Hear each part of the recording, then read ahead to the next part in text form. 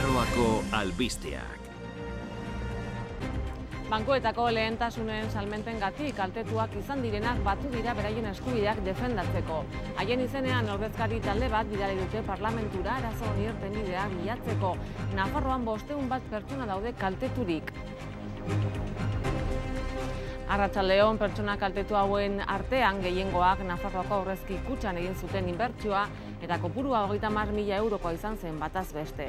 Entzungo ditugu parlamentuan adirazi dituzten kezkak, baina gaur ere jakin dugu Nafarroako gobernuak jadanik Ogasuneko estatu idazkariarekin bilera izan duela. Bertan foru erkidegoaren defizita ezagutu dute eta Madrileko gobernuak esaten zuenaren erdia baino txikiagoa da. Nafarroako sistema berezia kontuan hartu erkidegoko benetako defizita 1,1%koa da. Pertsona bat hilda gaur goizean Deierrin traktore batekin ezbehar bat izan eta gero. Adineko bat izan da hildakoa eta harrapatua geratu da traktorean. Hainbat anbulantzia joan dira gizonari laguntza eskaintzera, baina bere heriotza baieztatu besterik ezin izan dute egin. Iberdrolako langileak Oreian eta Zintruren igon egon dira gaur auzokideekin azken hilabeteetan jasan dituzten itzalaldiei buruz azalpenak emateko. Zikoinek kabiak argindar zutoinetan jarri izana egon liteke ilunaldien atzean. Partida bateko zigorra jarri diote Joseba Llorenteri pasaden igandeko partidan jasotako txartel gorriagatik. Ukabilkada bat eman zion Fernando Nunes Mallorcako jokalariari eta biak kanporatuak izan ziren. Llorente jasotako zigorra jaso zezakeen leunena izan da.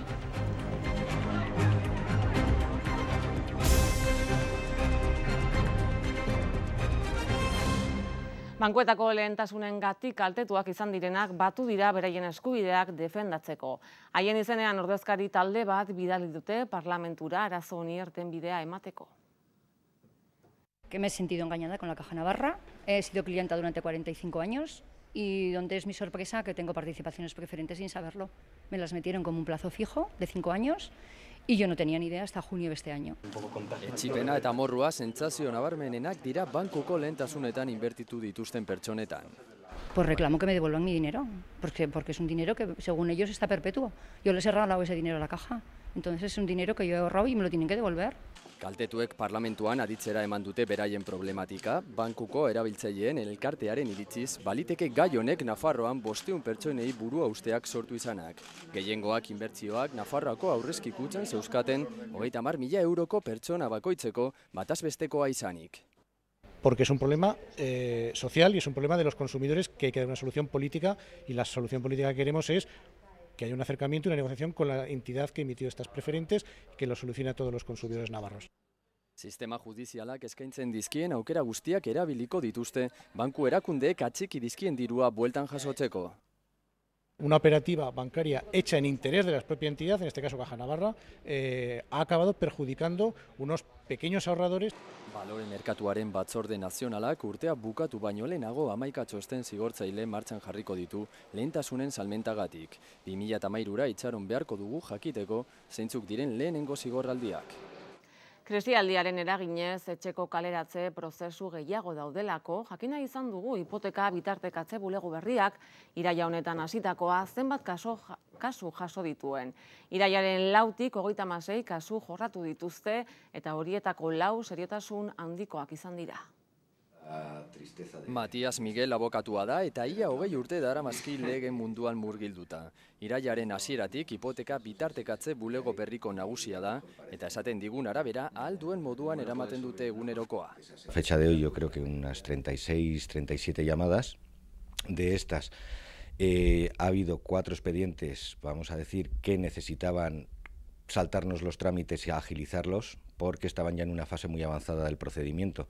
Horren harira hipotekak betearazteko azken datuak ez dira bat ere pozgarriak. Gaur arte 400 eta 15 kasu egon dira, 2011an ordea 336, 123ko igoera hain zuzen ere. Urtebeteko iraupena izango du naiz eta gizarte guztiarentzat onuragarriagoa izatea, ahalik eta azkarren desagertzea. Que dure todo lo que sea necesario, y esperemos que sea necesario que dure muy poco. Kalean bestalde beldur dira hipotekak beraien bizitzari ekarri dizkien kostu gorakadak, hori saihesteko batzutan familiaren kontu doaz horien ordainketak.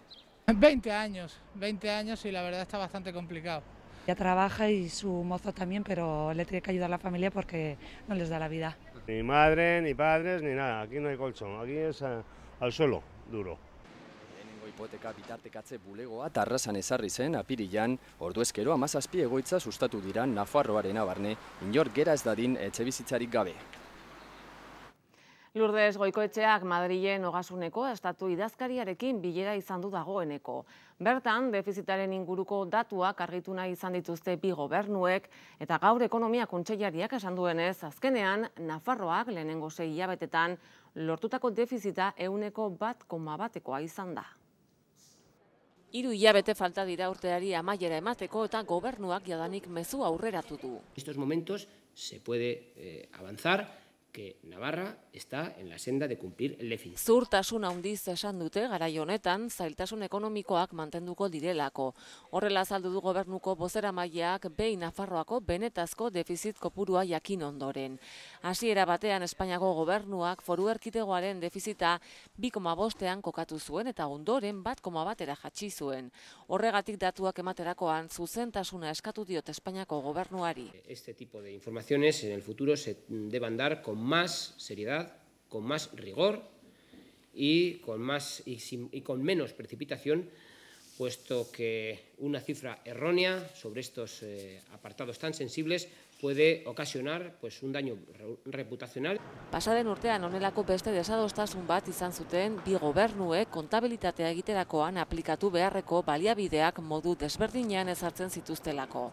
Horrelako arazo berriak saihesteko lanean ari da Nafarroako gobernua. Que reclama el gobierno de Navarra es que las comparaciones sean homogéneas, es decir, que si las variables son distintas, pues no se pueden dar los mismos datos para todo el resto de administraciones que, por ejemplo, no recauda no lleva a cabo su propia recaudación, que para el caso de Navarra, donde sí se lleva a cabo. Bestaldetik, Nafarroako gobernua gaurko bilkuran onartu du 2012an irabazi asmorik gabeko enplegu zentro bereziei finantzatzen jarraitzea ezintasun handiko langileen lanbide arteko gutxieneko soldataren 175 dagozkion lankostuak estaliz. Espainiako poliziak Jon Igor Urresti atxilotu du Ondarroan gauerdi aldera. Erakunde terroristaren laguntzaile izatea leporatzen diote Espainiako barne ministroak jakinarazi duenez. Urresti atzeman ondoren, haren etxebizitza miatu dute poliziek eta dokumentu ugari eta informatika tresnak eraman dituzte. Gaur Madrilera eraman dute Espainiako poliziaren komisaria batera. Auzitegi nazionaleko epaile Javier Gómez Bermúdezek inkomunikazioa ezarri dio.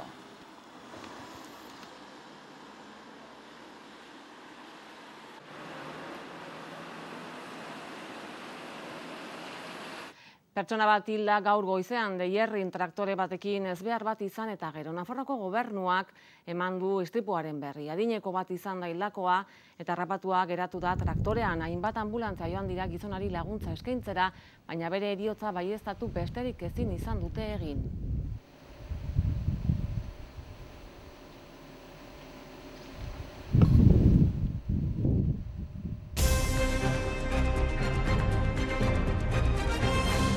Gaur goizean Euskal Herriko nekazarien elkartasunak elkarretaratze egin du supermerkatu handi baten atarian, esnearen salmentarekin egiten dituzten praktikak salatzeko. Enek jarduera ilegalak eta desegokiak egiten dituztela adierazi du eta azalera handiko supermerkatuek esnearen prezioa erabat jaisten dutela nabarmendu dute. Kontsumitzaileak erakartzeko teknika hauen ondorioz esne sektore aurretik jasaten ari den hondamendian hondoratzen ari dela salatu dute. Honen aurrean sindikatuak lehiakortasuna babesteko legea zorrotz bete dadin eskatu du. Erreklamo gisa erabiltzea eta prezio horietan saltzea hemengo esne ekoizleen eta hemengo abeltzainen heriotza dakarrela salatu nahi dugu, hori da ildo nagusia. Horrez gain azpimarratu nahi dugu ekoizpen kostuak ikaragarri igo direla abeltzainendako eta industriak ordaintzen duena segitzen duela Europako prezio apalenetan, ez? Gosez milaka pertsona dauden garai honetan harrigarriak sortatzen diren datuak ezagutu ditugu. Antza denez, Espainian zakarrontzira botatzen diren elikagaien kopuruaren 42% familiek botatzen dute. Batzutan ustela daudelako eta bestetan usteltzear daudelako, azkenean paperontzira doan janariaren kopurua oso handia da. Fabrikek baztertzen duten elikagai kopurua 39%koa da, ostatu eta jatetxeek bazterturikoa 14%koa eta azalera handiko supermerkatuek botatzen duten 5%koa besterik ez da.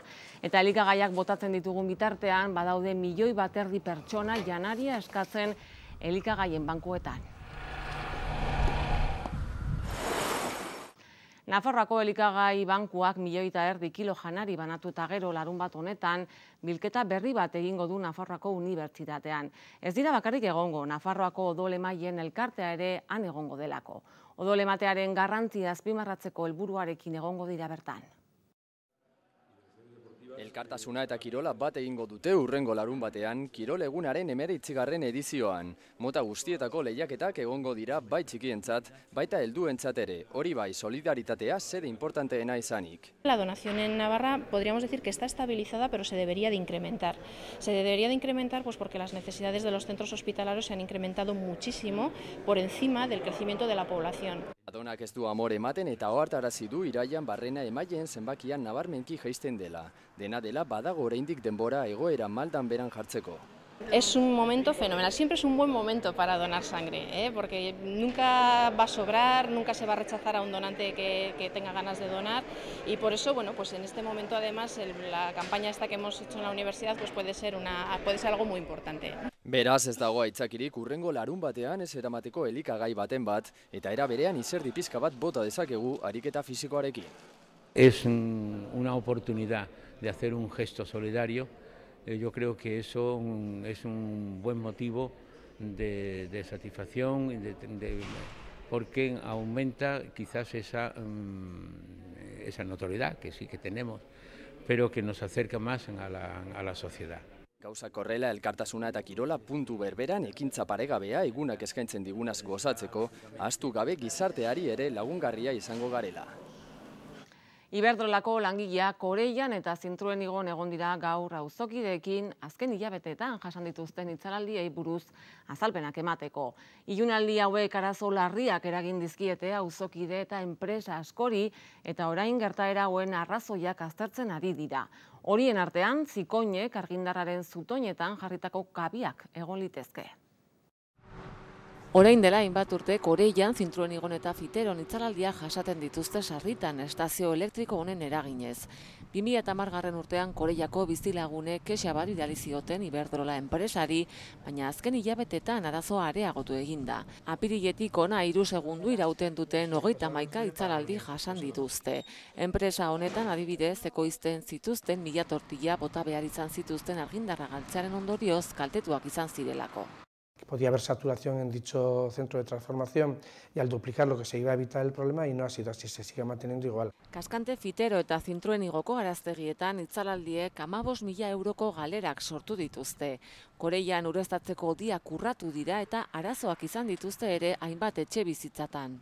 Sí, son un incordio porque todos los electrodomésticos y todas las cosas se te apagan, tienes que andar conectando el ordenador otra vez, el microondas, todo. El ruido del ordenador cuando se va, luego al instante vuelve y hace un pedazo de ruido que molesta a la gente. Aquí también, pues que tienes unas congeladoras, tienes cosas donde guardas material. Iberdrola arazoa aztertzen ari da. Zikoinen kabiak eta beren zikinkeriak zerikusia izan dezakela uste dute. Hala ere, Koreiako alkatea ez dator horrekin bat. No están encontrando el punto que crea el problema. Hablan que sí, problemas de cigüeñas. Yo personalmente, algunos de los días, pues cortes como el día 1 de agosto, que hubo 4 microcortes entre la 1 de la mañana y las 6 de la mañana. Es una hora en que las cigüeñas normalmente están paradas, se están poniendo las pilas de verdad, van a dedicar tiempo y dinero para intentar solucionarlo y esperemos que sea así. 3 herri hauetan arazoa lehen konpon dadin espero dute.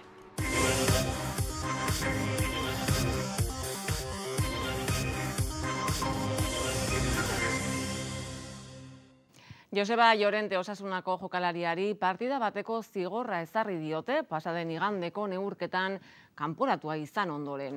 Ezarri dioten zigorra jaso zezakeen zigorrarik leunena izan da, Mallorcako Nunes jokalariari ukabilkada bat eman ostean.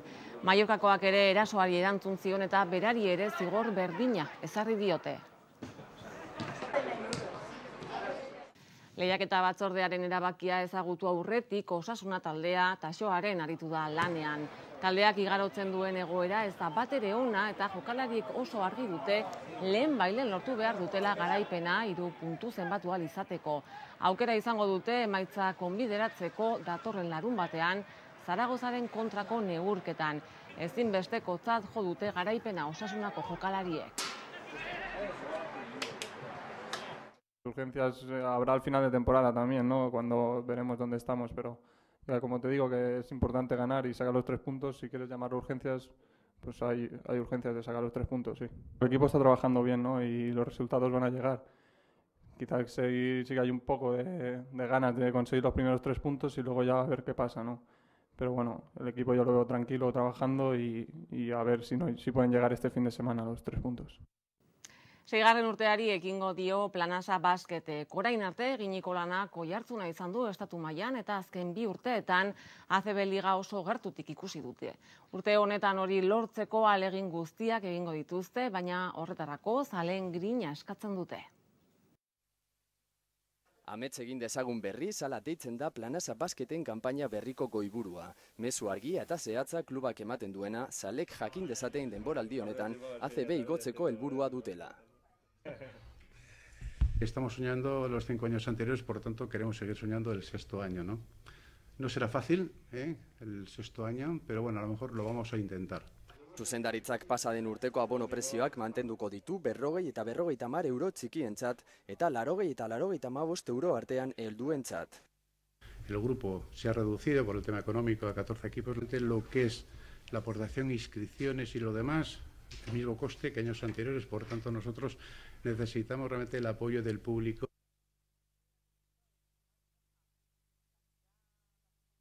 Por tema de la crisis, pues bueno, se ha reducido el número de equipos, lo que conlleva que se concentran mejores jugadores en más equipos y entonces va a ser la liga todavía más complicada. Y nada, un año pues eso, muy ilusionante, que pues eso, se habla de mejorar el año pasado y si conseguimos eso ya sería increíble. 2011ko 1200 arpidedunak gainditzea dute helburu, urrengo astetik aurrera bazkideek pabiloian mail batzuk izango dituzte eskura, abonoa berritzeko edo bazkide egiteko nola nahi. Ordutegia astelenetik ostiralera goizeko 11etatik ordu batak arte eta arratsaldean 6etatik 8 arte. Bihar eguraldiak hobera egingo du berriro. Eguna behe-lainoarekin hasiko da ohiko lekuetan, baina poliki-poliki jasotzen joan eta arratsaldean zerua urdin geratuko da.